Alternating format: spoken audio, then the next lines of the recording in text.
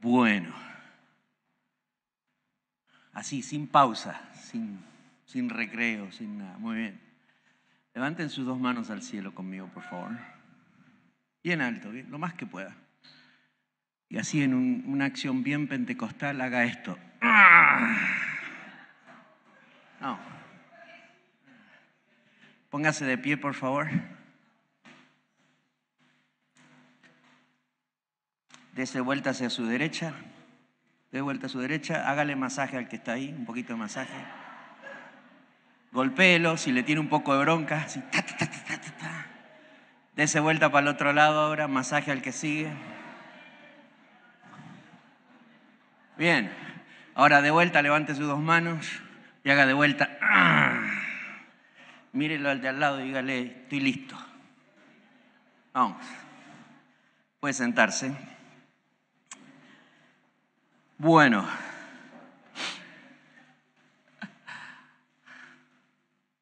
Dígale al de al lado ahora me cayó mejor que anoche, dígale así.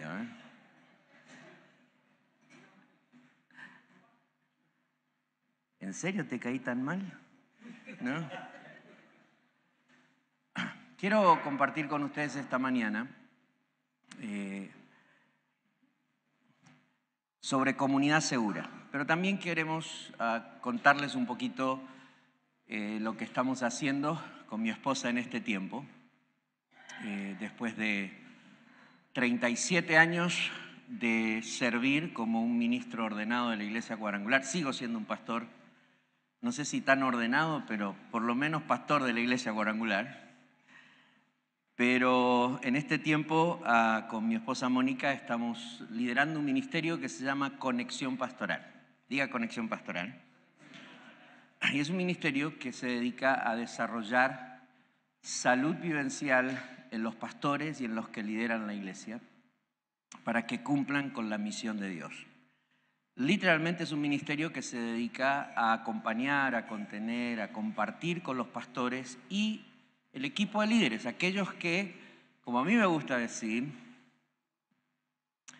sirven a Dios y entienden que su vida es servir a Dios sirviendo a la iglesia. O sea, si usted y yo pudiéramos definir nuestro llamado al pastorado o al ministerio, creo que esa es una de las mejores formas en la que lo podemos definir si entendemos cómo Pablo le escribe a la iglesia en 1 Tesalónica o el último capítulo de Romanos. Es esta clase de vida, porque el llamado al final del día no es a hacer una tarea. ¿Me va siguiendo? Les están repartiendo un bosquejito que en un momento vamos a usar para el estudio de esta mañana. Pero cuando pensamos en nuestro llamado al ministerio, en nuestro llamado a servir a Dios en el liderazgo de la iglesia, es mucho más que simplemente un trabajo. Nuestro llamado es a una vida. Y no vemos nuestra vida fuera de esta realidad de servir a Dios sirviendo a su iglesia, sirviendo a su pueblo. Y por eso el ministerio necesitamos repensarlo no desde una tarea que nos asignaron, sino de cómo lo estamos viviendo.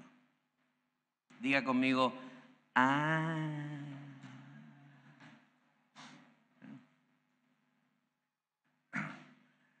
Allí atrás tenemos unos folletitos y tenemos información que queremos que usted se pueda llevar para que vea cómo le podemos servir como ministerio. Es un ministerio interdenominacional. Dije, soy un ministro ordenado de la Iglesia Cuadrangular, pero por primera vez en mi vida, en 37,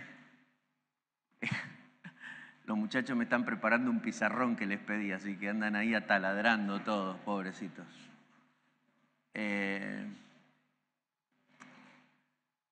No tengo ninguna posición, ningún rol en la Iglesia Cuadrangular. Sí, soy un ministro ordenado, pero no estamos pastoreando una iglesia local cuadrangular, no estoy dirigiendo un distrito, no estoy dirigiendo el movimiento nacional en Estados Unidos.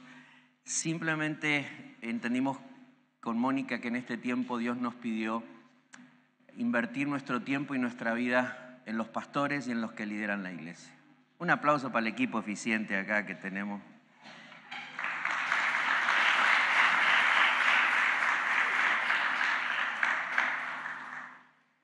Muchas gracias, chicos.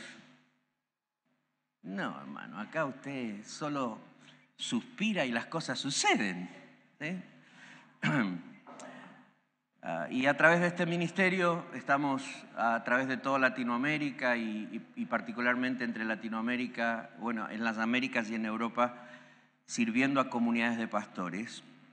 Y les quiero mostrar un par de videos. Y estos videos me van a servir un poco para aterrizar en el tema que quiero tratar con ustedes en esta mañana, que se llama Comunidad Segura. Así que le voy a pedir al equipo técnico que si me pasan el primer video que dice Conexión Pastoral, y inmediatamente me pasan el que dice EFP. ¿Está bien? Vamos. Ese es nuestro corazón desde el ministerio. Viene esa palabra a decir que el Señor trae. Él va a traer palabras que invitan ahora al Espíritu cuidarlos, de Dios. acompañarlos, amarlos. Dios está trayendo vida.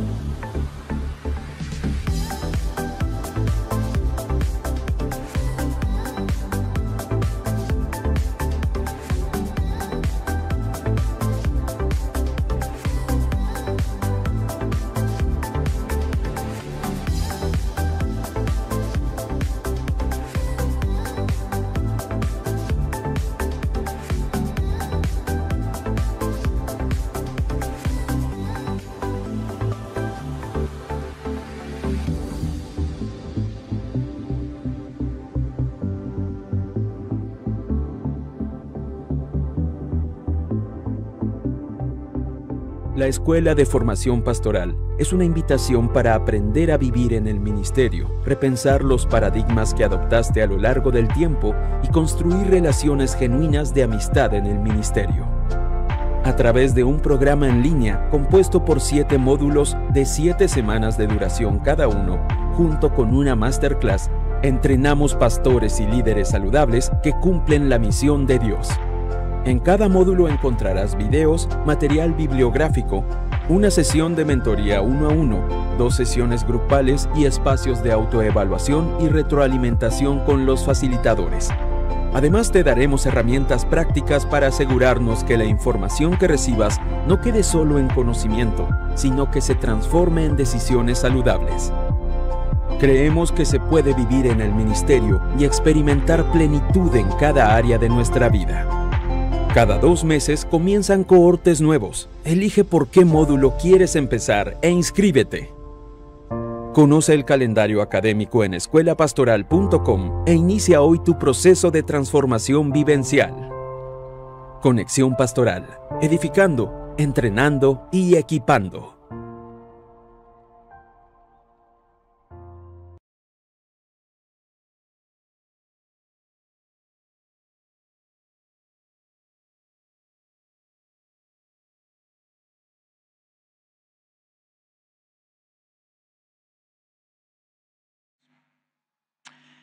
Los Ángeles es una ciudad muy grande, pero tiene 50 pequeñas ciudades alrededor, como el área metropolitana de Buenos Aires.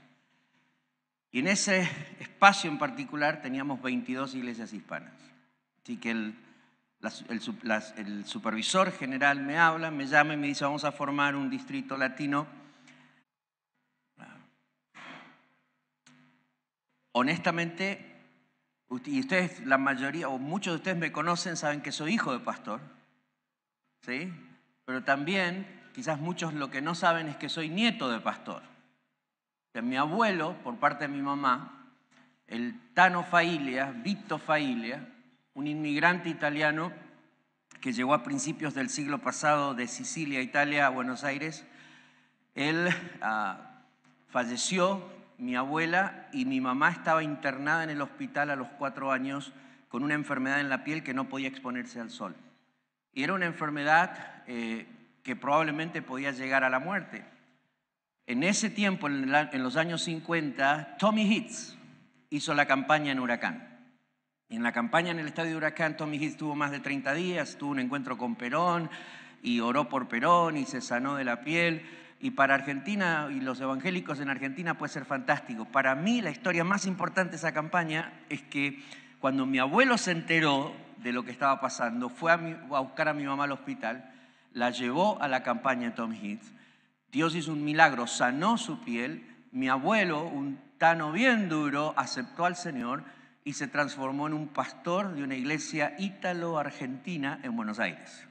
Y mi mamá creció dirigiendo la alabanza en italiano y en español, una mezcla de los dos idiomas, donde mi abuelo llegó a ser el pastor. Y ahí comenzó nuestra jornada como familia, quizás en el ministerio. Así que tengo un abuelo pastor, crecí en la casa de un pastor, y además de ser pastor, un líder nacional. Y la verdad es que cuando salimos para Estados Unidos y en el año 91 y comenzamos a pastorear y Dios empezó a prosperar y a bendecir la iglesia donde estábamos, yo personalmente sentía que este era mi lugar en el mundo, este era mi espacio, todo es bárbaro, aquí está mi cuevita, mi burbuja. Y lo último que yo quería era trabajar con pastores. No es porque ustedes me caigan mal, pero todos nosotros en nuestra jornada y en nuestra historia de vida tenemos vivencias, tenemos momentos que van marcando nuestros paradigmas, que van determinando nuestras expectativas en la vida. Y por alguna razón misteriosa, yo terminé aceptando que el Señor me sacara de mi carrera de arquitectura y me dijera: quiero que me sirvas en el ministerio. Está bien, Señor.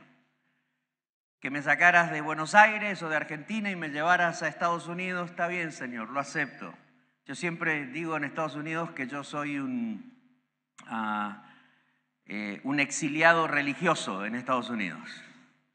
Porque estoy allá, pero siempre quiero estar acá, ¿vio? Pero ahora el Señor estaba golpeando la puerta en un área donde yo no estaba tan disponible. No sé si quiero realmente, Señor, entrar a estos roles de la denominación donde tengo que trabajar con pastores. No sé si realmente ese es mi llamado y no sé si quiero, creo que era lo más importante. Y Dios trató conmigo, Dios procesó algunas cosas y cuando llega esta invitación, yo siento que le digo al Señor: no, Señor, yo no quiero trabajar con pastores. La verdad es que te bendigo con tus siervos, Señor, haz lo que tengas que hacer, pero llama a otra persona. Y recuerdo muy bien esa conversación con el Señor, porque mientras estaba conversando con Él me invita a través del Espíritu Santo a visitar un poco la iglesia que estábamos pastoreando y los años que hemos estado pastoreando. Y me puse a contar y teníamos más de una decena de familias en nuestra iglesia que uno de los cónyuges o el papá o la mamá de esa familia eran hijos de pastores que se habían apartado del Señor, que habían dejado los caminos del Señor y en nuestra iglesia se habían reconciliado con el Señor, habían vuelto a reconciliarse con sus padres que estaban en el ministerio y sus generaciones estaban sirviendo. El Señor me dijo: no importa cuánto quieras escapar, yo ya me metí adentro. Quiero que sigas lo que te estoy pidiendo, y acepté. Yo siempre digo que los 2 primeros años como supervisor de ese distrito me la pasé haciendo autopsias, porque siempre llegaba tarde a la vida del pastor. Siempre llegaba tarde a lo que estaba pasando en la iglesia, siempre llegaba tarde al matrimonio de los pastores, siempre llegaba tarde a la vida de los líderes o a la vida misma de la iglesia. Y la razón que digo que hacía autopsias es porque cada vez que llegaba, lo único que podía hacer, porque la iglesia ya se estaba cerrando, el matrimonio pastoral ya se estaba separando, los hijos ya no estaban en los caminos del Señor, líderes que empezaran a servir al Señor en la iglesia porque amaban al Señor, ahora estaban dejando la iglesia, estaban dejando su deseo de servir al Señor, y lo único que podía hacer era abrir el muertito y hacer una sola pregunta: ¿por qué se murió esta iglesia? ¿Por qué se murió este matrimonio pastoral? ¿Por qué se está muriendo este ministerio? ¿Por qué tenemos una familia que sirve al Señor y ahora lo único que podemos analizar es la muerte en esta situación? Y después de 2 años uno se frustra. Creo que usted y yo entendemos que Dios nos llamó a traer vida y vida en abundancia. No hay peor cosa y no hay cosa más frustrante en el ministerio que saber que fuiste llamado a traer vida y lo único que estás haciendo es analizar la muerte. Diga conmigo, Y creo que a usted como pastor le debe frustrar, o como líder de ministerio te debe frustrar cuando sentís que el llamado al ministerio es traer vida y vida en abundancia y permanentemente estás lidiando con la muerte espiritual, la muerte emocional, la muerte relacional, o sea, dimensiones de muerte en el ministerio. Así que un día llegué muy frustrado a casa y le dije a Mónica, yo estoy frustrado, esto no va ni para atrás ni para adelante, yo no entiendo esto de ser supervisor y lo único que estoy haciendo es viendo por qué las iglesias se están cerrando, los pastores están perdiendo sus familias. Así que tomé la decisión de traer a todos los pastores del distrito a una reunión. Los pusimos en un cuarto, en una habitación que teníamos ahí en la iglesia, donde normalmente hacíamos las reuniones de pastores. Y como usted sabe, en la denominación y en las reuniones de pastores tenemos nuestras reuniones de pastores que son más institucionales. O sea, los pastores nos juntamos cada 3 meses y ahí pues teníamos un par de canciones, venían los directores de programas y anunciaban los diferentes programas, el supervisor invitaba a alguien que nos diera una palabra, seguíamos todo el proceso, el currículo, todo lo que había que hacer. Nos íbamos a la casa porque habíamos cumplido con la rutina. Pero esta vez era diferente. Así que los llamé, le puse candado, llave a la puerta, me paré frente a ellos y les dije, miren, tenemos un problema. Y les conté toda la historia que les acabo de contar, pero con mucho más detalle, porque todos los que estamos ahí conocíamos las pérdidas que habíamos tenido en esos 2 años. Y les dije, estoy haciendo autopsias, hermano. O sea, ¿qué es lo que está pasando? Y les dije, yo necesito que conversemos, no necesito una reunión más de pastores. Ustedes y yo necesitamos conversar y contestar 2 preguntas. Primero, ¿por qué, estando nosotros juntos en la iglesia cuadrangular, siendo parte de la misma denominación, estamos viviendo solo nuestro ministerio? O sea, no compartimos nuestra vida con los demás, no estamos compartiendo lo que nos pasa con los demás. Y segundo, ¿por qué si se supone que estamos en la misma familia, no estamos buscando ayuda, estamos enfrentando las cosas solos? Imagínense, para empezar que yo era el más joven del grupo, tenía 37 años de edad y el siguiente adolescente que me seguía empezaba como a los 50. Así que empecemos ya por el pibe que está parado acá al frente tratando de plantear una situación como esta. Y empezamos a hablar. Al principio era muy difícil porque para nosotros los pastores nos cuesta mucho conversar cosas de este tipo. Estamos acostumbrados a nuestras rutinas donde manejamos y podemos controlar lo que digo y lo que te quiero decir o no te quiero decir. Preferimos la reunión estructurada del distrito donde se maneja una agenda, donde nos dan informes y me puedo ir ahí sin ser muy expuesto. Diga conmigo,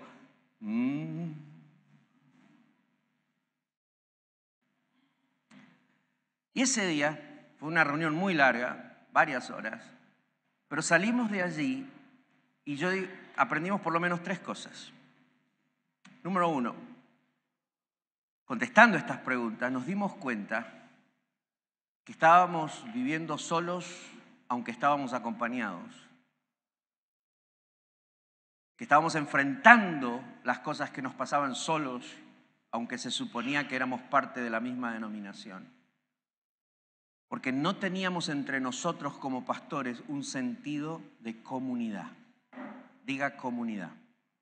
Dígalo más fuerte. Es decir, nos sentíamos parte de la misma, y uso intencionalmente esta palabra, anoche empecé a mencionarlas, congregación. Nos sentíamos parte de la misma organización, este es mi lugar en el reino, yo soy cuadrangular de hueso colorado. Yo nací en la cuadrangular y el Señor me llamó en la cuadrangular y soy tan cuadrado que quiero seguir siendo cuadrangular. Y todos los cuadrangulares dicen, ¿qué pasó? ¿Hay alguien cuadrangular acá o no hay? Este es mi lugar en el reino. Pero aunque teníamos un sentido de pertenencia a la denominación, cuando levantábamos la cabeza y nos mirábamos entre nosotros, no teníamos un sentido de comunidad. Esta no es la gente con la que yo quizás compartiría mi vida. Podemos tener un evento en común. Podemos tener una convención en común. Podemos tener un retiro en común. Pero no necesariamente cuando nos mirábamos pensábamos que podíamos tener la vida en común. Había una ausencia de un sentido de sentirnos comunidad. Y voy a necesitar el pizarrón para poder explicar lo que quiero decir. Dale. Una de las mejores formas que puedo explicar esto es entendiendo que la iglesia como tal, la esencia de la iglesia como tal, es presentada en el Nuevo Testamento en 3 dimensiones principalmente. La primera dimensión es cuerpo, diga cuerpo, dígalo más fuerte.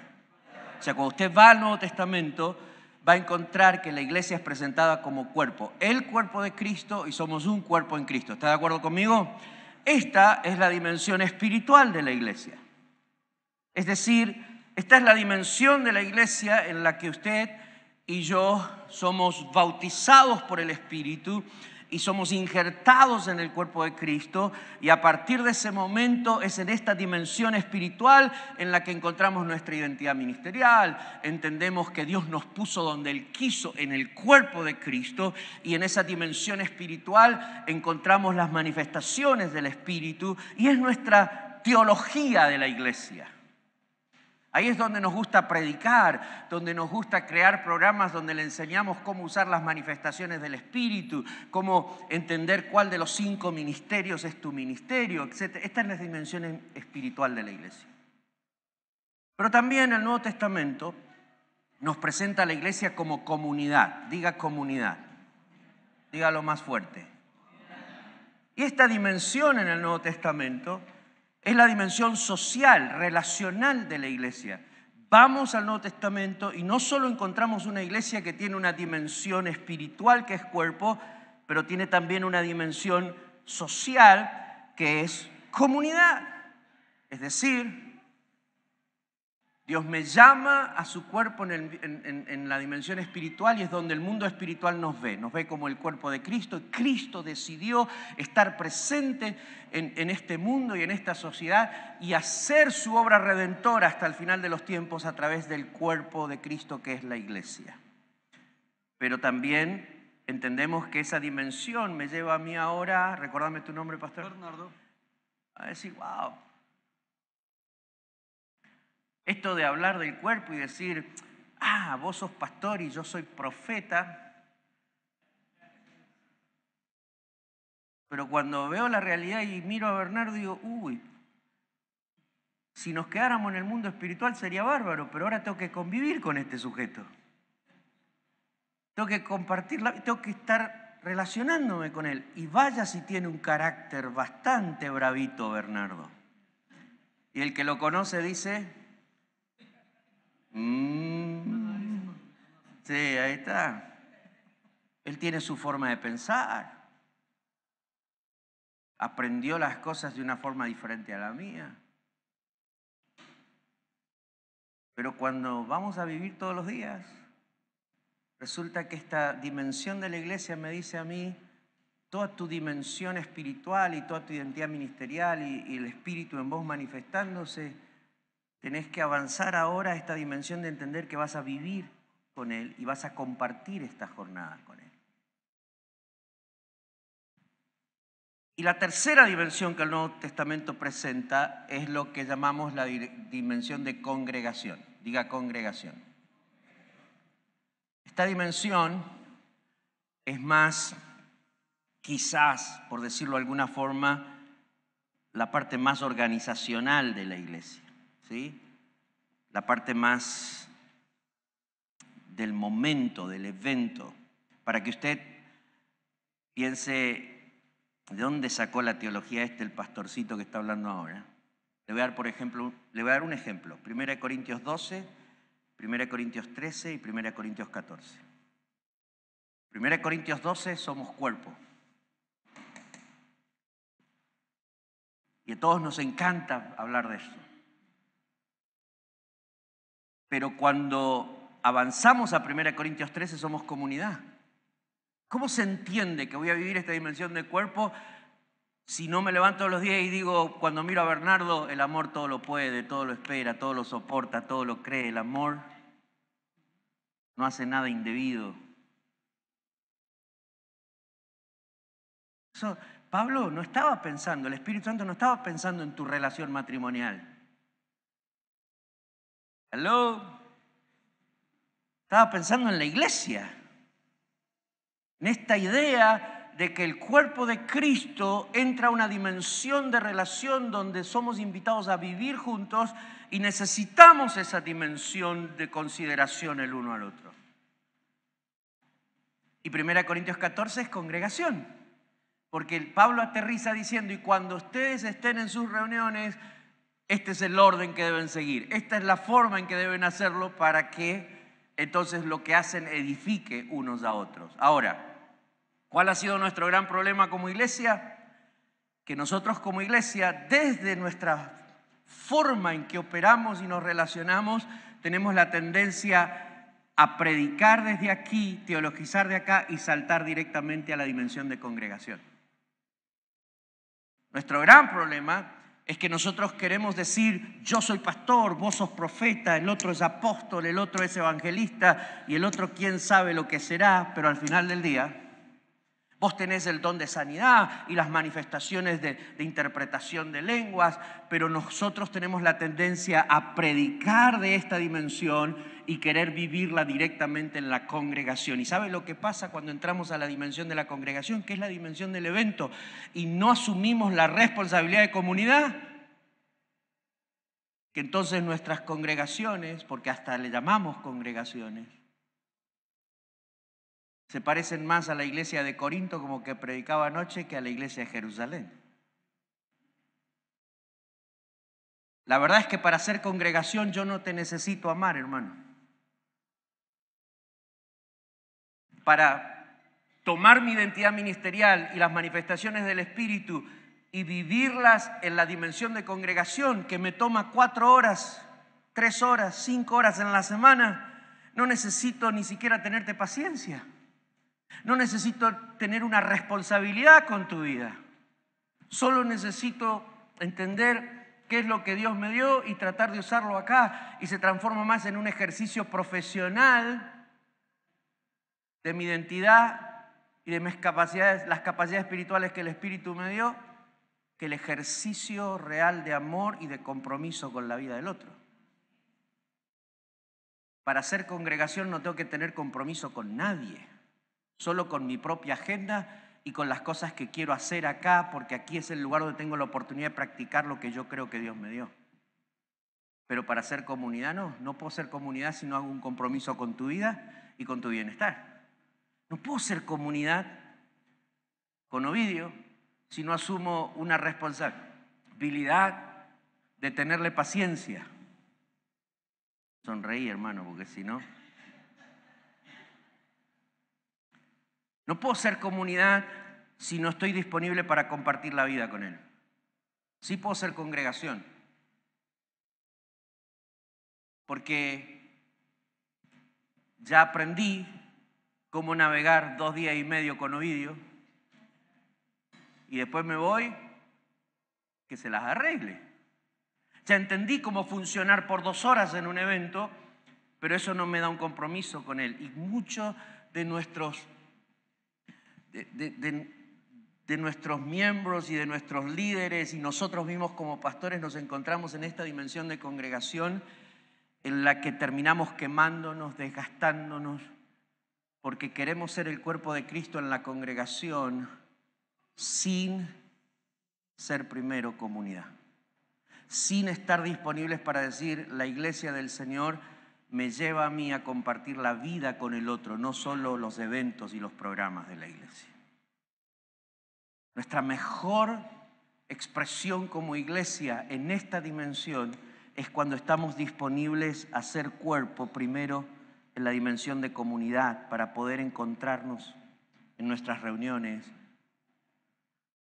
Y nuestras reuniones son la oportunidad, la excusa, la posibilidad de amarte y no solamente de yo usar lo que tengo o lo que te puedo mostrar. Respire profundo conmigo. Ahora, ¿por qué expliqué todo esto?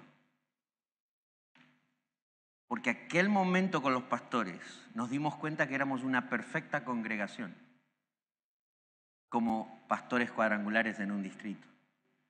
Habíamos aprendido cómo funcionar en el evento. Habíamos aprendido cómo manejar la rutina, la clase de saludo, el tipo de postura, de actitud que teníamos que tener. Y era una cuestión de decir, nos encontramos cada 3 meses en las reuniones, nos vemos en las convenciones. Pero aunque éramos conocidos, al mismo tiempo éramos unos perfectos desconocidos entre nosotros.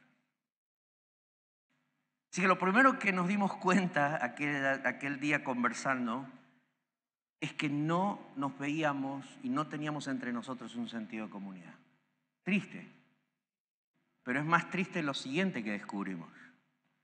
Que no solo no teníamos entre nosotros un sentido de comunidad, no estábamos compartiendo y no sé si estábamos disponibles para compartir la vida, pero tampoco nos sentíamos seguros entre nosotros.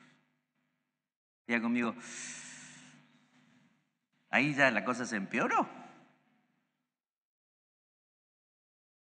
Porque de pronto hablábamos como pastores y yo me incluía, tampoco es una situación en la que yo me sentía acá tratando de juzgarlos, sino que fue una conversación entre iguales.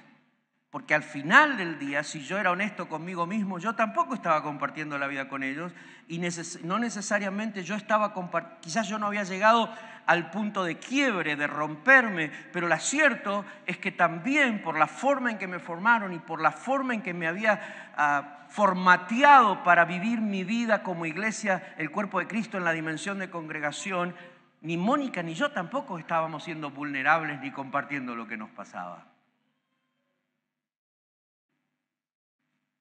Y no nos sentíamos seguros.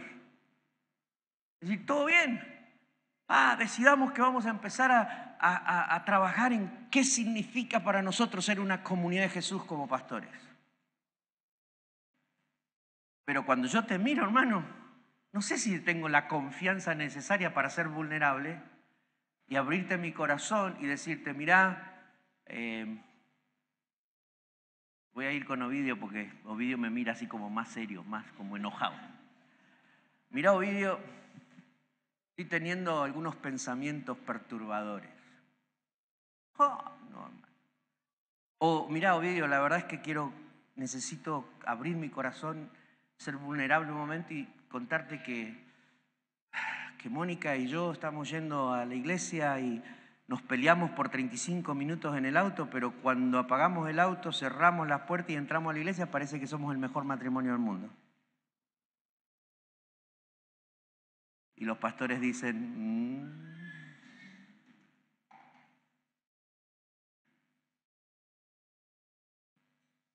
Porque en el momento en que te abro mi corazón, soy vulnerable y te digo, tengo problemas matrimoniales, inmediatamente me van a estigmatizar. Los prietos, siempre con problemas matrimoniales. Diga conmigo. En el momento que te abro mi corazón y te digo, mira, estoy peleando con este pensamiento, que es un pensamiento de pecado, entonces inmediatamente te catalogan en el perturbado espiritualmente.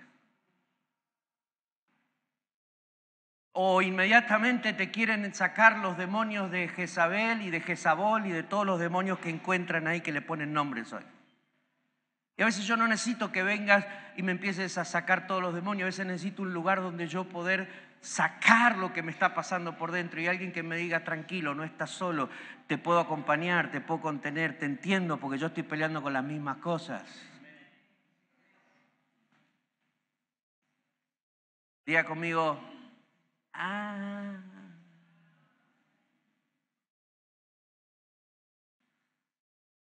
Peor cuando empezaron a decir supervisor, ¿viste? Porque toda la vida fuiste un pastor más, toda la vida te trataban de Daniel, pero en el momento en que te dieron el puesto, hermano, ya no sos más Daniel, ahora sos el supervisor. Y entonces los pastores decían, pero supervisor.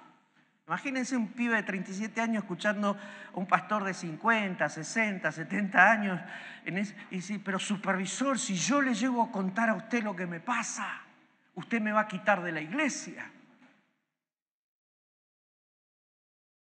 Me va a dejar sin mi ministerio.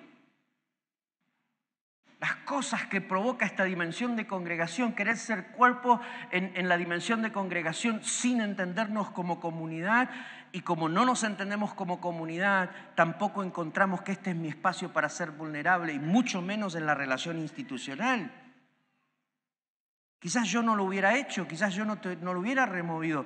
Quizás no estoy hablando de ser permisivos, estoy hablando de que si no tenemos un espacio para ser vulnerables y auténticos y que podamos expresar lo que nos pasa a tiempo, igual tarde o temprano vamos a perder,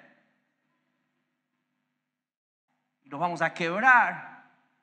Y no solo vamos a perder el ministerio, vamos a perder a nuestros hijos, nuestros matrimonios, nuestra familia. Así que no solo no nos sentíamos comunidad, no nos sentíamos en realidad una comunidad segura. Pero sí estaba de moda las congregaciones atractivas. Cómo nos encantaba llegar a nuestras reuniones de pastores y hablar de nuestros grandes programas y los éxitos que teníamos, y como buenos cuadrangulares pentecostales exagerarle un poquito a los números. Y todos los exagerados dicen, ok, gracias. Hay gente honesta aquí. Cómo nos encantaba llegar y salir de allí, que todos supieran lo atractiva que era mi congregación y lo exitosa que era mi congregación. Y volver al vacío existencial de nuestras vidas en el ministerio. Y lo tercero que aprendimos, y no voy a hablar de esto hoy, pero por eso quise un poco presentarles lo que hacemos con Conexión, nace desde ese momento.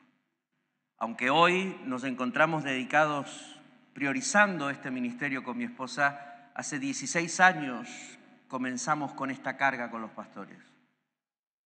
Nos dimos cuenta que nos habían enseñado a hacer el ministerio, pero nadie nos había enseñado como pastores a vivir en el ministerio. Diga conmigo, pero así como más sorprendido.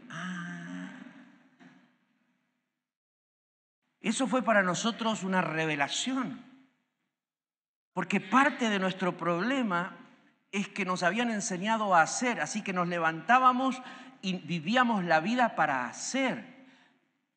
Aunque habíamos perdido el primer amor, y a veces a los pastores nos cuesta aceptar que hemos perdido el primer amor, pero lo cierto es que al primer amor le siguen las costumbres del primer amor.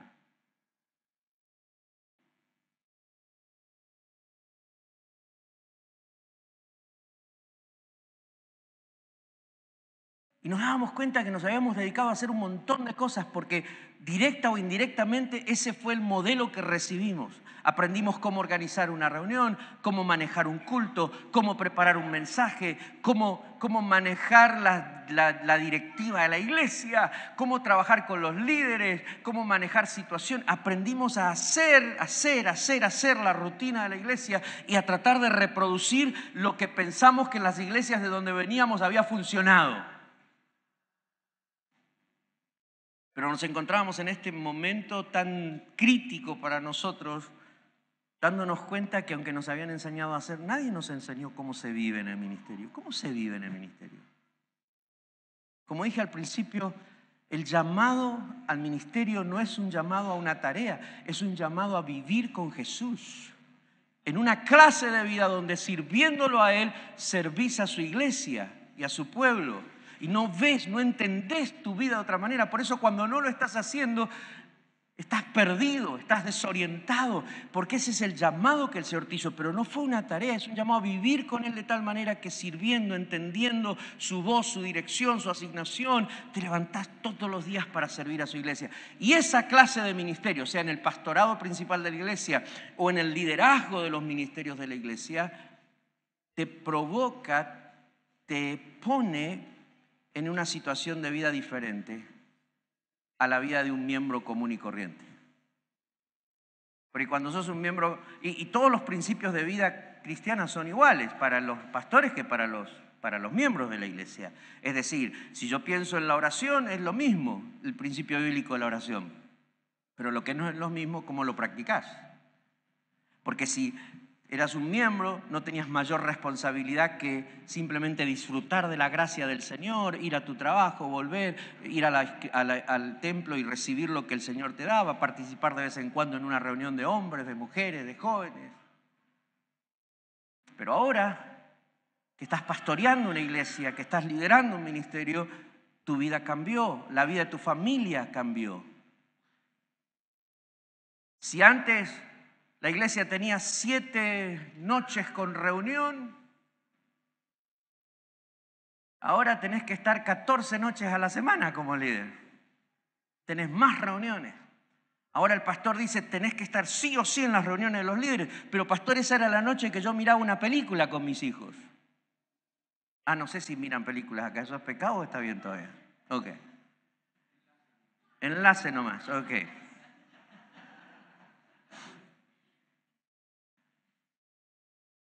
No, es que ahora necesito pasar más tiempo porque la gente me busca, porque tengo que procesar las crisis de ellos, no solamente mis crisis. Ahora ya no tengo tanto tiempo para estar con mi esposa o con mis hijos. Ahora las presiones cambiaron, las tensiones en mi vida son diferentes. ¿Cómo se vive mi vida de oración en esta clase de vida ahora? ¿Qué es negociable? ¿Qué no es negociable? ¿Cómo se vive mi vida matrimonial ahora que tengo menos tiempo con mi vida durante la semana?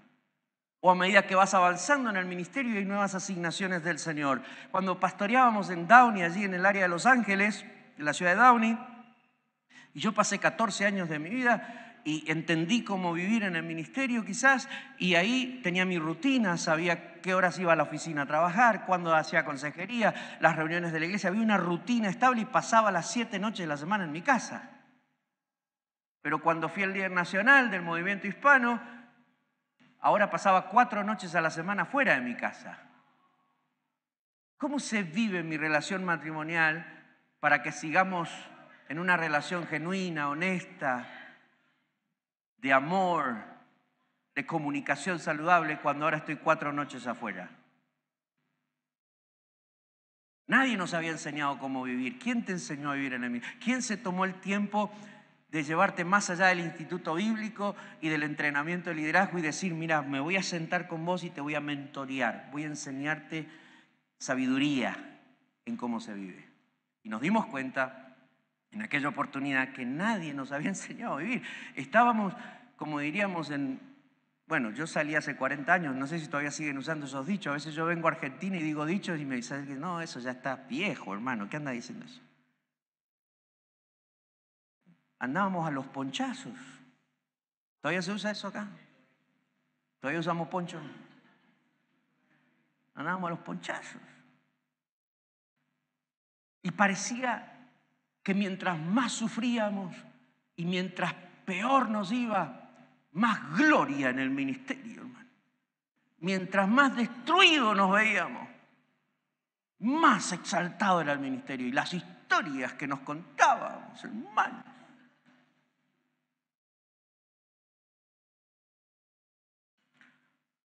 No voy a hablar de eso, dije hoy.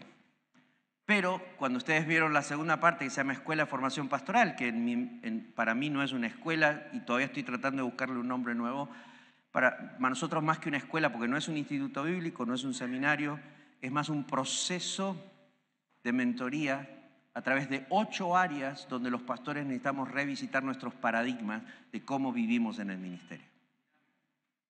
8 áreas en las que nosotros necesitamos confrontar la forma en que estamos pensando, de cuáles son las expectativas de Dios y cómo deberíamos vivir. Es una confrontación de paradigmas. Es un proceso para intentar o ajustarte el sistema operativo ministerial y de vida o cambiarlo. Todos nosotros funcionamos usando el lenguaje de la computación en un sistema operativo ministerial. Y son esos paradigmas conscientes o inconscientes que determinan la forma en que vos tomás decisiones todos los días para vivir. ¿Sí? Si tu paradigma dice, la iglesia es primero, y el paradigma dice, Señor, quítame mi familia, pero no me quites el ministerio. Entonces, si tu esposa se está medio muriendo el miércoles a la noche que justo hay reunión, no te quedás con tu esposa. Le das los últimos óleos y le decís, si no estás muerta cuando vuelva te bendigo, pero me voy a atender la iglesia. ¿Cómo voy a dejar de ir? Soy el pastor de la iglesia. Diga conmigo,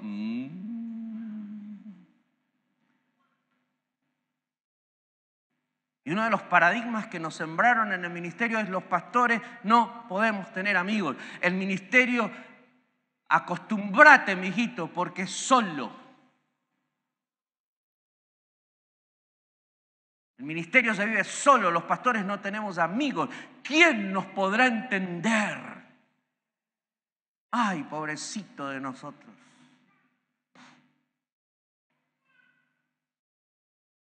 Y ahí nos encontrábamos, ese grupo de pastores hace 20 años atrás, a punto de rompernos y de quemarnos, porque estábamos convencidos que en el ministerio no podíamos compartir la vida con nadie. Teníamos que estar disponibles para todos, pero no podíamos esperar que alguien estuviera disponible para nosotros. ¿A qué hora es la comida, pastor? Porque recién estoy en la introducción. ¿No? ¿Está bien? Ok. Ustedes vayan comiendo y yo me quedo hablando solo. No hay problema, eso. Le voy a pedir a los chicos que me pongan la proyección y voy a ir rapidito en esto. Aquí es donde quiero aterrizar. Esto que está aquí es un libro que se llama Comunidad Segura. Después de, yo diría, 16 años dialogando un poco sobre esto en diferentes partes del mundo, en Estados Unidos, con los pastores y tratando de entender cómo podemos construir comunidad segura. Alguien me dijo, pastor, ¿y con ese grupo qué pasó? Y yo siempre digo lo mismo, nos tomó más de 5 años transicionar de simplemente ser parte de la misma denominación a entrar en una relación que hasta el día de hoy nos acompaña, de sentirnos una comunidad segura. Miren, la denominación, la iglesia cuadrangular y cualquier denominación, con el tiempo va a cambiar sus estructuras, va a cambiar su forma de gobierno, va a cambiar su forma de organizarse. Pero lo que no puede cambiar es las relaciones que vos construyas con otros pastores. Porque más allá de que haya un nuevo distrito por una necesidad o que el distrito se divida o se multiplique por una necesidad de avanzar ciertas cosas, lo que siempre permanece son las relaciones genuinas que vos construís con los demás. ¿Quién es tu comunidad segura? No me lo tenés que contestar. ¿Quiénes son esas personas con las que estás construyendo relaciones en las que vos decís, este es un grupo donde yo puedo encontrar ser vulnerable de forma profunda? ¿Cómo es que ustedes y yo estamos repensando nuestra vida en el ministerio para entender que aunque estemos rodeados de gente, no necesariamente tenemos que vivir solos? ¿Cómo vamos a construir esas diferentes capas de relaciones genuinas donde podemos ser auténticos, en las que desde la comunidad de fe que nos toca pastorear, hasta el grupo de líderes que nos ayudan a liderar y a pastorear esa iglesia, hasta el grupo más íntimo que son esos 2, 3 que me conocen lo más íntimo. ¿Qué tan disponible estamos para hoy decir, Señor, no se vale, no es tu plan que yo viva en esta soledad, en este secreto, en este vacío existencial de relaciones profundas? Y lo presenté en esta forma porque quizá alguien presente, pastor, bueno, ¿y qué está planteando? ¿Que tengo que andar contándole todas mis cuestiones a todo el mundo? No estoy planteando eso. Estoy planteando que necesitas encontrar cómo vas a pastorear la iglesia de tal forma que toda esa iglesia sea una comunidad segura. Y donde cuando ellos te ven como pastor sos un ejemplo de cómo vivir en una comunidad siendo auténtico, siendo vos mismo y no cambiando tu personalidad cuando estás en la iglesia. Porque cuando vos vivís bajo el principio de no puedo tener amigos, no puedo tener relaciones genuinas, vos tenés un conflicto, sos pastoralmente bipolar. Tenemos muchos pastores bipolares. En la iglesia son una cosa, hasta cuando se suben al púlpito cambian el tono de voz. Aleluya, hermano. Y en la casa son otra. Y crecimos en esta realidad de la vida en el ministerio donde desde chico quizás, y es mucho nuestra cultura, nuestros padres nos dicen, mijito, desde la puerta para afuera, nadie se tiene que enterar de lo que está pasando de la puerta para adentro. Diga conmigo,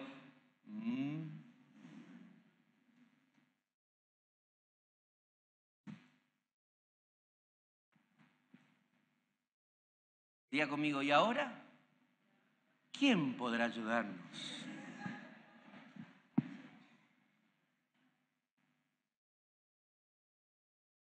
Vivimos en esa bipolaridad en la que en la iglesia y educamos a la gente a que sea igual que nosotros, consciente o inconscientemente. Soy más que victorioso porque en Cristo Jesús, y contamos nuestras historias de cómo Dios nos habló, pero en el secreto de nuestra casa somos los perdedores más grandes y nuestros hijos nos escuchan vernos quejar, frustrados. Todo el mundo son malos, nosotros somos las víctimas.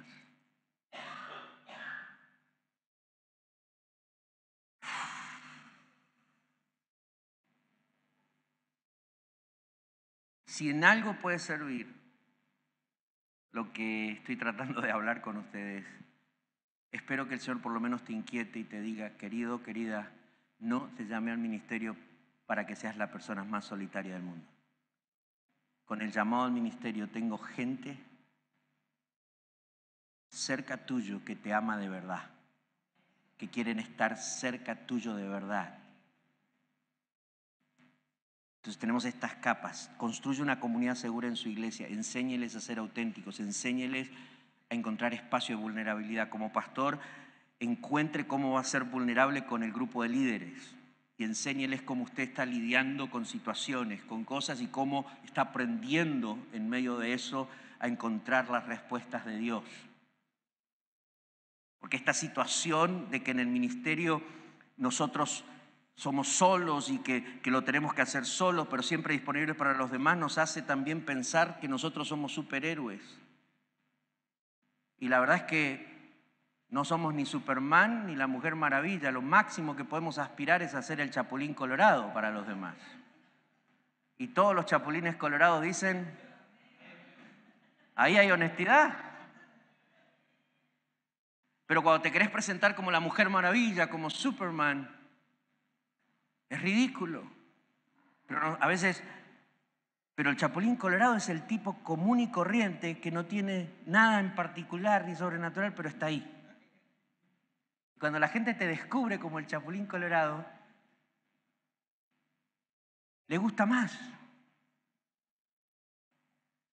Mírenlo al de al lado, dígale, ¿tenés una cara de Chapulín Colorado? Dígale así.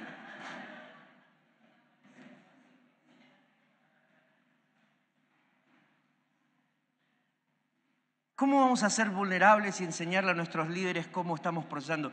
Pero luego todos nosotros, pastores, necesitamos 2, 3 colegas, pastores, amigos íntimos, que son los que se van al Getsemaní y nos ven llorar. Son aquellos que están presentes en nuestros momentos más gloriosos, como el Monte de la Transfiguración, pero también están presentes, aunque medio dormidos a veces, pero presentes. Son esa gente que nos ven en los momentos más difíciles y donde yo puedo abrir mi corazón. Yo siempre digo, y gracias a Dios, Mónica y yo tenemos un grupo de amigos muy íntimos que aunque no vivimos a veces ni siquiera en la misma ciudad o estado, son esa gente donde somos nosotros, somos vulnerables y podemos hablar de cosas muy profundas. Son aquellos que no nos miran como el pastor y el superpastor, sino como Daniel y Mónica. Conocen dónde están nuestras debilidades y nuestras fortalezas y nos aman por quienes somos, no por lo que tenemos o hacemos. ¿Cómo es tu comunidad segura? ¿Cómo estás trabajando para construirla? Este librito que está aquí es un poco plasmar lo que aprendimos conversando con pastores. Para cada pastor principal hubo un grupo de iglesias allí en Estados Unidos que creyeron en esta gira pastoral que estamos teniendo con Mónica entre Chile y Argentina en estos días.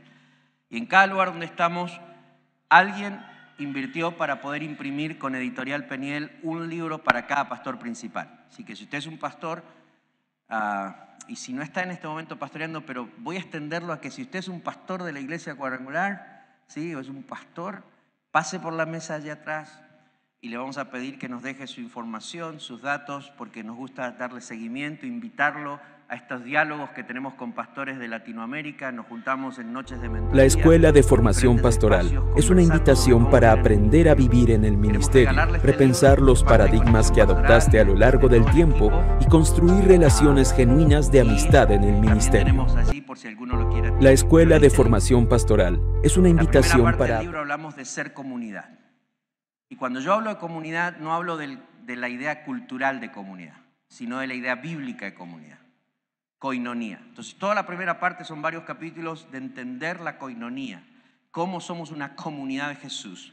La segunda parte es demos seguridad. Y ahí es donde quiero darles rapidito lo que hemos aprendido estos años. Si nosotros, dame la siguiente proyección, por favor.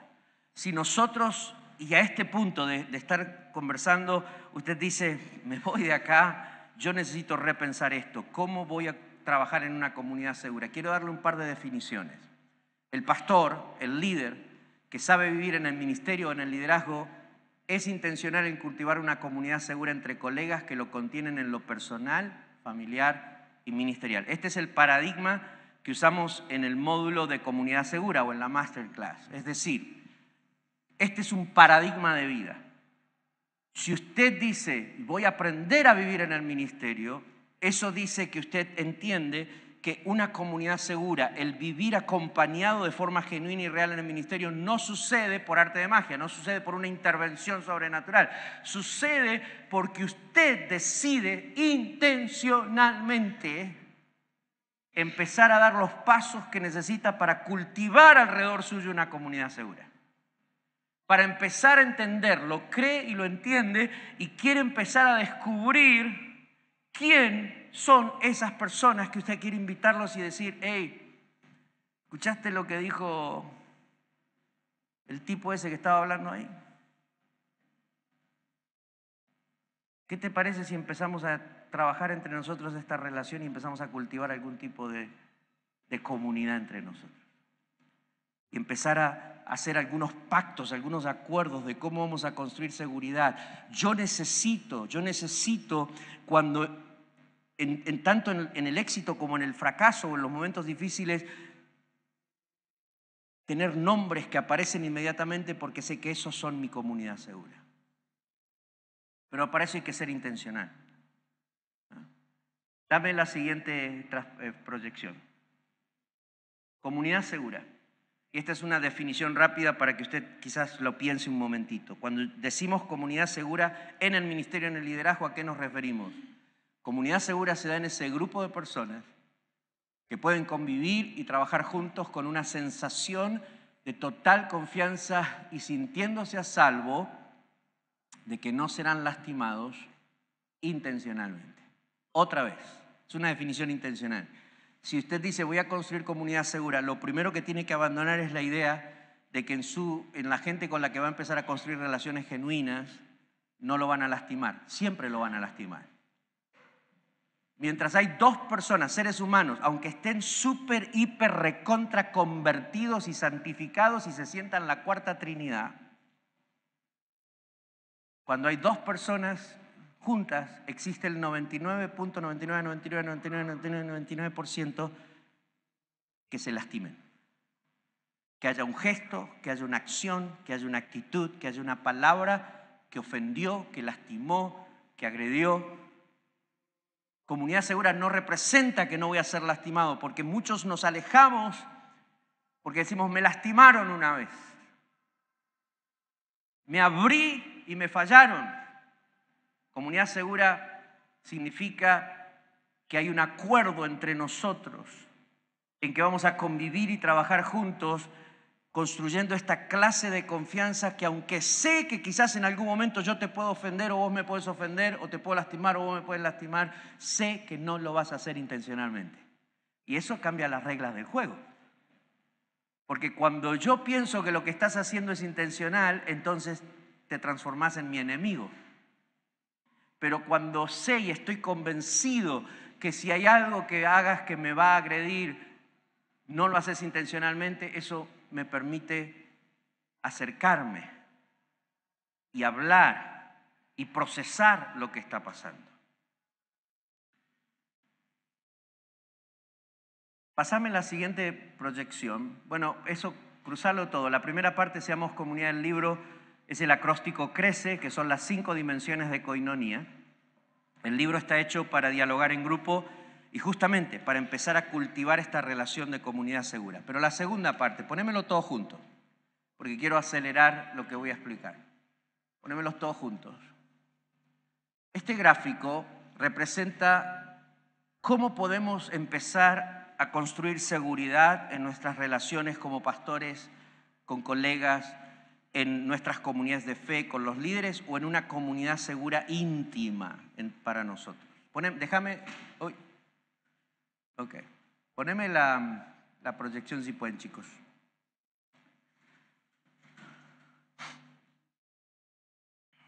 Fíjese en este gráfico. Normalmente voy explicando una cosa a la vez. Ahora solo quiero que lo mire completo. En el momento en que usted decide vivir en comunidad, hay 5 convivir con otro, compartir la vida con otra persona, hay 5 áreas de tensión que usted va a tener que tratar. 5 áreas de tensión. La primera área es el área de la relación. Es decir, si yo decido convivir con Ovidio, la primera área de tensión es cómo nos vamos a relacionar.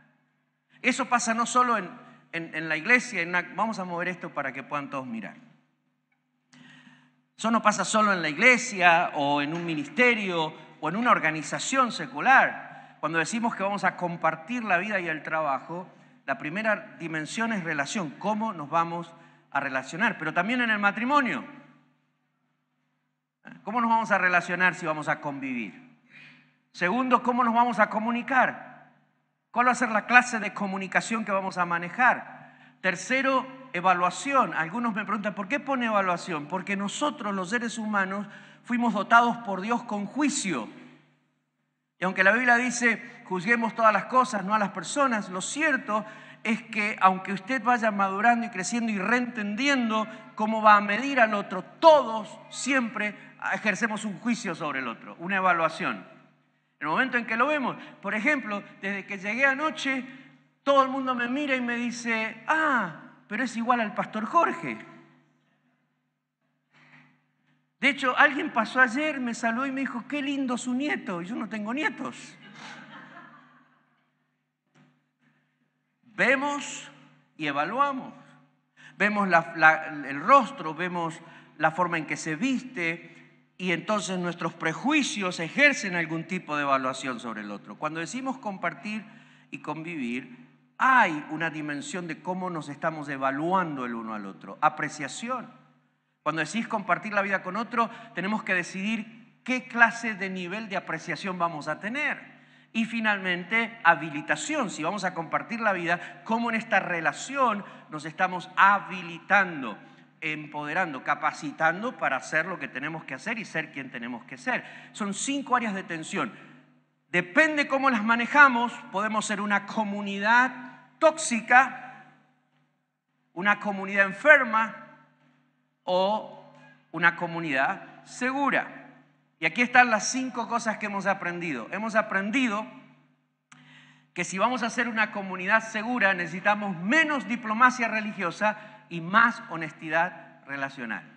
Diga conmigo, ¿quién se siente seguro? ¿Quién se siente seguro en una comunidad donde la diplomacia religiosa gobierna las relaciones? Y se me fue el Ovidio, porque si no lo iba a usar de ejemplo otra vez. Pero vuelvo acá con mi amigo. Recordame el nombre. Bernardo. Bernardo y yo somos parte del mismo distrito. Llegamos a la reunión de pastores del mismo distrito y decimos, ¡hey, Bernardo, qué lindo verte, Dios te bendiga! Te extrañé estos 3 meses. Mentira, ni pensé en él por 3 meses. ¡Qué lindo verte, Bernardo! Mentira. La verdad es que el tipo me cae mal. Y estoy hablando con pastores, sé que estoy hablando con pastores y con líderes. Tenemos que juntarnos a tomar un café hoy. Te digo, Ovidio, Bernardo. Pasan 3 meses y vuelve a la reunión de pastores. Bernardo, qué lindo verte, Dios te bendiga. Te extrañé, tenemos que juntarnos a tomar un café. Repetimos el mismo proceso de saludo en nuestra diplomacia religiosa. Pasan 3 meses y no, ¡ey, qué lindo! Y se pasa la vida y nunca nos vamos a juntar a tomar un café. Pero ya aprendimos cómo funcionar con nuestra diplomacia. Para que el otro se sienta, por lo menos que lo tomo en cuenta, o por lo menos yo para sobrevivir esas 2 horas entre los pastores. Una diplomacia religiosa que nos hace decir lo que otros quieren escuchar y comportarnos como otros quieren que nos comporten. Por ejemplo, sé que a ustedes no les pasa, pero ¿qué pasa cuando de repente en la convención se le ocurre invitar a Daniel Prieto a predicar? Y está Ardi sentado acá en la segunda fila y Daniel se pone a predicar, ¿sí? Y Ardi le dice a la esposa, yo no sé ni para qué invitaron a este pibe, yo tengo más años aquí, yo tendría que estar predicando.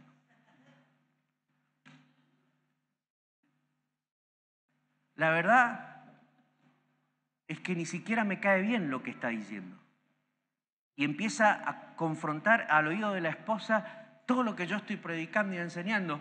Termina la reunión, Ardi se levanta, se acerca a Daniel junto con la esposa y dice, Daniel, gracias por lo que predicaste, qué lindo lo que predicaste. Cualquier similitud con la realidad es pura, no, revelación del Espíritu Santo. ¿Cuántas veces hemos manejado esa diplomacia religiosa en nuestras reuniones como pastores y en nuestras vidas como iglesia? Donde en la intimidad allí con nuestro matrimonio, con ciertas personas, estamos diciendo una cosa, pero cuando vamos con el otro, manejamos esa diplomacia religiosa. Que los miembros nos pagan con la misma moneda. Porque están por meses diciendo, ay, pastor, qué lindo mensaje. Y viene después con tu pastor, qué lindo mensaje. Y resulta que a los 6 meses se te va el miembro y cuando lo llamas y dices, hey, ¿por qué no estás viniendo a la iglesia? No, pastor, ahí no aprendo nada. Y decís, ¿cómo? Si por 6 meses me dijiste que lo que te estaba predicando y el mensaje de la iglesia te edificaba. No, había una diplomacia religiosa porque el tipo quería predicar ahí.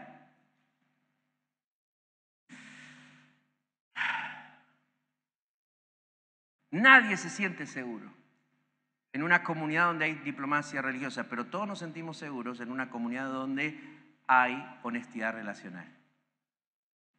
Donde si vamos a tener un acuerdo de que vamos a compartir la vida y construir seguridad en esta vida compartida, uno de nuestros acuerdos es que vamos a ser honestos relacionalmente con Bernardo.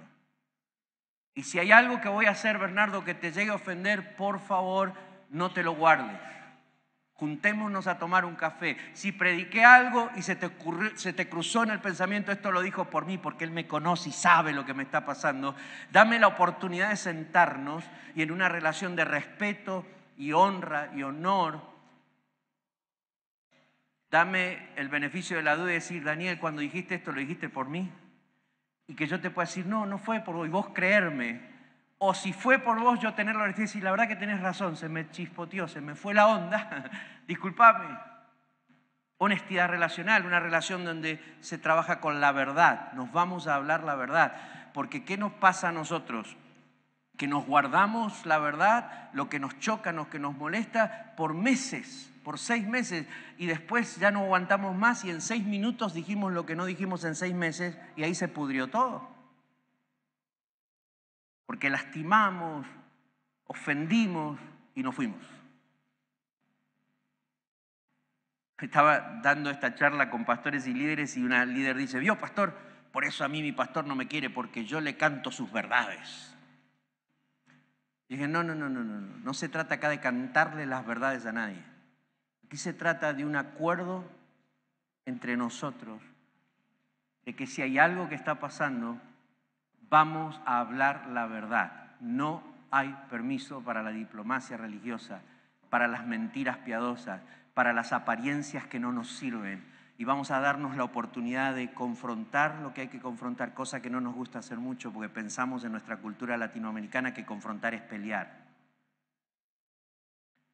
Y tratar en amor y en respeto de sanar lo que esté pasando.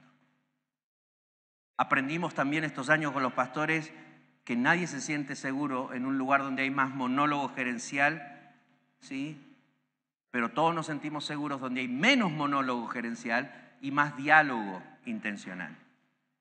La cultura de la iglesia nos ha enseñado a ser monologuistas. Los pastores fuimos al instituto, de hecho, y nos enseñaron el monólogo porque nos dieron una clase que se llama homilética, es decir, nos enseñaron a hablar. Hoy le estoy diciendo a los institutos bíblicos, ¿por qué no ponen una clase que se llame oregética, por ejemplo?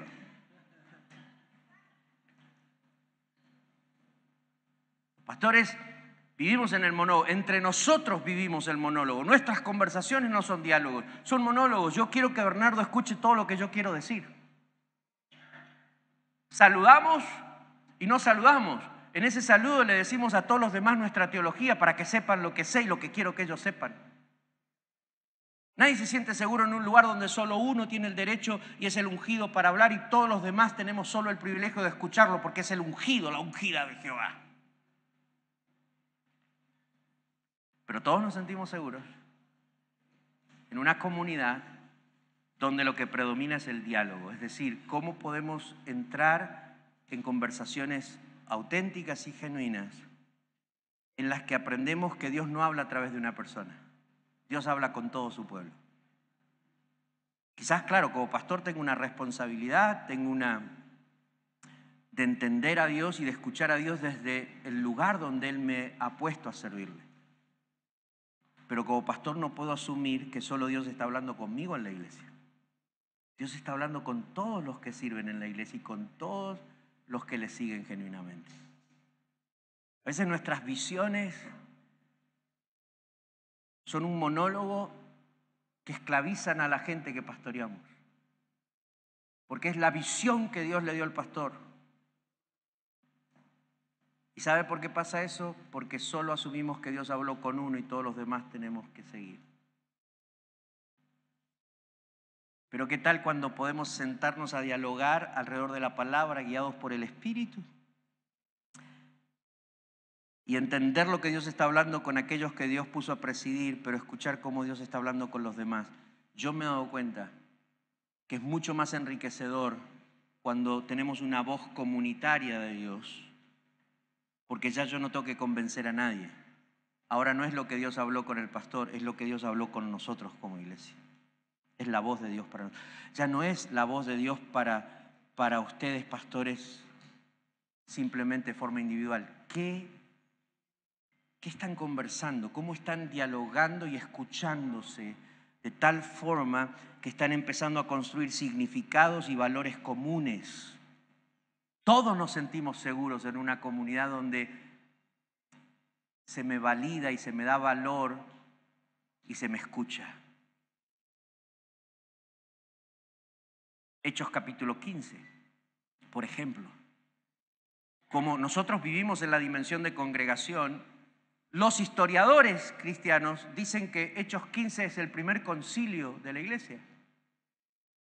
¿Quién dijo que es el primer concilio? Nuestra mentalidad de evento, de congregación.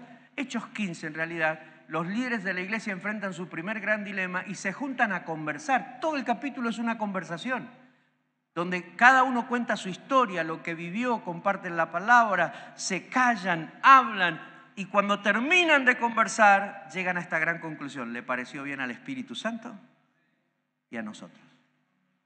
Todos nos sentimos seguros en una comunidad de fe, en una comunidad de colegas, donde aprendemos a conversar y a escuchar y a construir la voz de Dios comunitaria de tal forma que cuando vamos a vivir lo que vamos a vivir y a servir en lo que vamos a servir, lo hacemos porque le pareció bien al Espíritu Santo y a nosotros. Todos nos sentimos más seguros donde hay menos juicio congregacional y más autoevaluación, donde hay menos crítica destructiva y más reconocimiento mutuo, donde hay menos manipulación y más empoderamiento. No tengo tiempo para hablar de todo eso. Dígale al de al lado, menos mal. Pero sí quiero invitarles, pastores, a que si este librito que les vamos a regalar les puede ayudar por lo menos a repensar esta realidad. Y con esto quiero cerrar. No fuimos llamados para morir en la soledad del ministerio. Cuando Dios te pensó en el ministerio, te pensó junto a otras personas. Y mi oración es que Dios te ayude a descubrirlas, que puedas mirar a tu alrededor y que ustedes puedan decidir como distrito, esta no es mi congregación cuadrangular, yo puedo encontrar en estos pastores y colegas una comunidad segura en la que puedo compartir mi vida. ¿Cuántos dicen amén a eso? Así que cierro con un texto bíblico en el prefacio de este libro. 2 Corintios 13, 14, que la gracia del Señor Jesucristo, el amor de Dios y la comunión del Espíritu Santo sean con todos vosotros. Amén. ¿Quién lo recibe? ¿Quién lo recibe? Amén. Dios le bendiga.